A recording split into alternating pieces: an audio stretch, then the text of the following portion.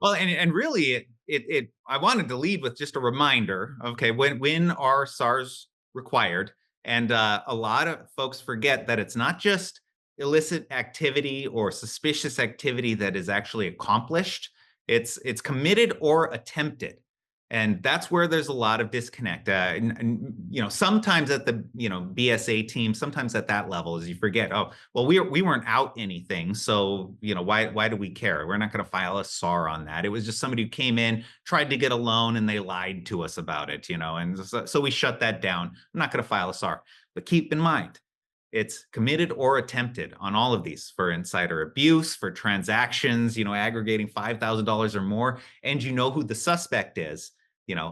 So that's a pretty low threshold when you think of, okay, who's attempting any transactions that are $5,000 or more, and they're either lying or committing some kind of fraud. And so I have it's in italics, on the first couple of pages there, but take a look at letter B. So move down to page, I believe it's page 30. Take a look at loan fraud. That's the definition of what loan fraud is. I put it in there from the U.S. code so that you could take a look at it. But it's if somebody's coming in and trying to get a loan, and look what it says there: by means of false or fraudulent pretenses, representations, or promises. That's People come in and lie to get loans all the time. The question is, do your loan officers who detect this kind of stuff, right? It's oftentimes it's your loan officer who is in there and they're a smart cookie and they realize that this person who's coming in and trying to get a bunch of money, they're full of it. Okay. And they recognize that and they tell them to pound sand. And that's where they clean their heads up. Their job well done. They tell their managers, they high five on the way out the door, and nobody thinks, maybe we should tell BSA about this, right?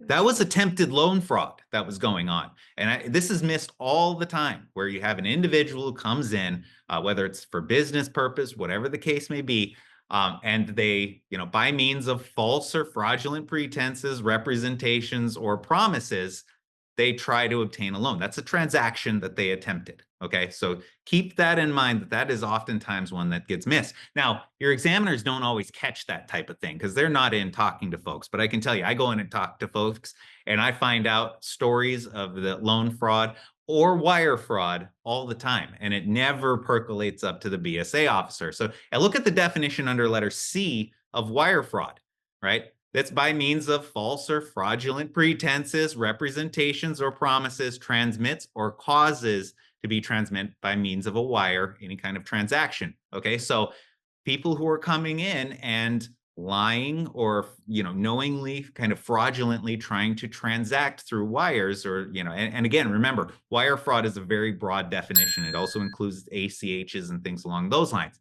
A lot of times people come in, they try to fraudulently, and sometimes, I hate to say it, sometimes they're the victims of a fraud themselves, but they are knowingly trying to transact under false pretenses. If it's over $5,000 and you know who the suspect or the subject is, that would be a required SAR. So keep that in mind and make sure that you're including that in your training, because that one gets missed all the time. And if you do come across it and people start telling you, oh, well, we had this happen, we had this happen, and you realize we had like 17 fraud, just in this meeting with my wire folks, I found out about 17 SARs we should have filed. Don't panic. Everybody has this problem, but it's a really good way to make sure that you are gathering all of the, the suspicious or unusual activity that's going through your financial institution.